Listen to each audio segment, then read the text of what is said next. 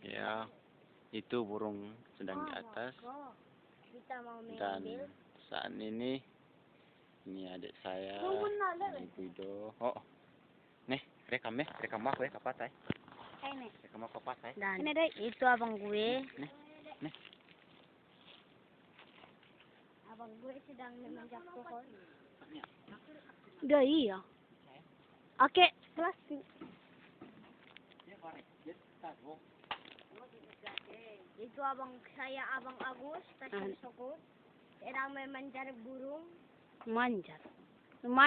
Dan kakak kami yang sedang berjalan menuju tempat tinggal.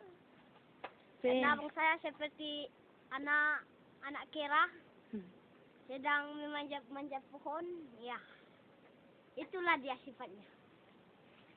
Dia mau mengambil satu ekor burung di atasnya. Waduh. Dan indah kelihatan sepertinya ada satu ekor burung sedang mengambil. Oh, sudah bisa. Alhamdulillah. Abang gue memang hebat. Di atas di sini. Tiga bang. Maile. Babuan. Tanah ya teluna. Doan. Hai kaya ada pak.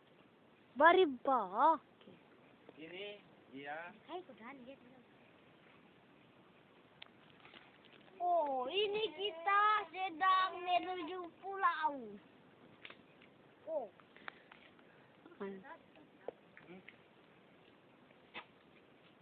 Udah sekali abang.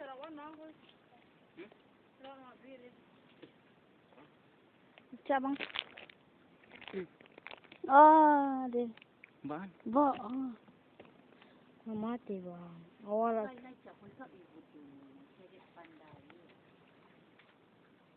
Deh. Waduh. Samu. Kau sini bang. Anak pela wala na. Apa? Tak. Kan tak salah. Tadi ini bang.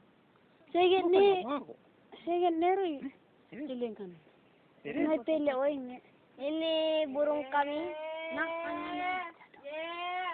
Dan ini dia. Oh, tanayan. Dia sedang anak Burung. Kami dan di situ ada di ayam. Atas. Ayam. Di situ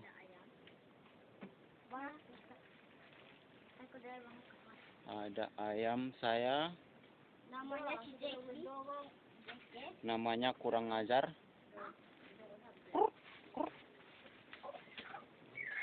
Dan di sana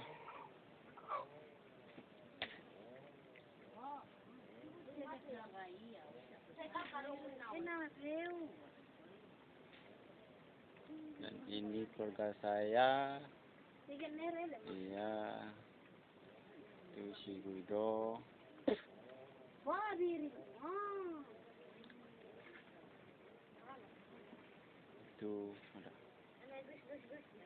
Itu ayah kami baru merambah tempat.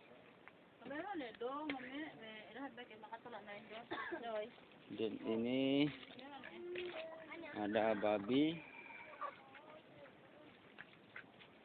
kami 2 ekor.